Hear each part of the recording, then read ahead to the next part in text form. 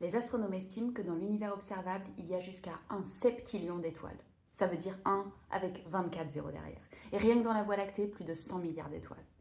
Ok, mais d'où est-ce qu'elles viennent toutes ces étoiles? Eh bien en fait, tout commence dans des grands nuages de gaz et de poussière qu'on appelle des nuages moléculaires.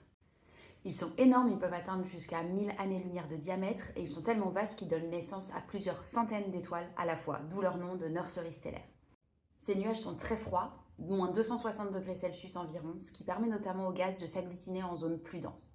Et ils sont aussi remplis de grains de poussière, de minuscules particules de glace, de carbone, de silicate, qui servent comme des mini-laboratoires dans le sens où les atomes peuvent s'accrocher sur ces poussières et se combiner entre eux pour former des molécules plus complexes.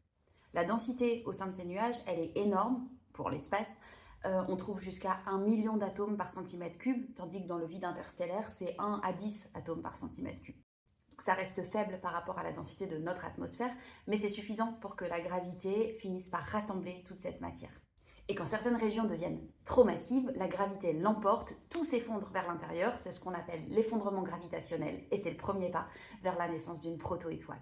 Donc une protoétoile, qu'est-ce que c'est? C'est une grosse boule de gaz qui est faite des éléments du nuage, donc environ 70% d'hydrogène, 28% d'hélium et quelques traces d'éléments plus lourds comme du fer, de l'oxygène, du carbone qui ont été hérités des générations précédentes d'étoiles.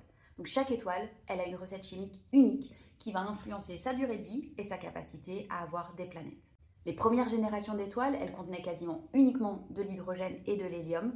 Elles étaient gigantesques, genre au moins 300 fois la masse du Soleil, et elles ont vécu très vite, seulement quelques millions d'années, donc on ne peut plus en observer aujourd'hui. Mais c'est elles qui ont fabriqué des éléments plus lourds et ont ensuite semé le terrain pour les générations suivantes d'étoiles. Les étoiles plus récentes, comme notre Soleil, elles sont donc composées de plus d'éléments lourds. Elles rayonnent un peu moins fort et vivent donc un peu plus longtemps en ayant aussi plus de chances de former des planètes rocheuses autour d'elles. L'âge d'or de la création des étoiles, c'est quand l'univers était tout jeune, il y a environ 10 milliards d'années. Mais la fabrique des étoiles continue encore aujourd'hui. Dans la Voie lactée, par exemple, on estime la naissance de 2 soleils chaque année.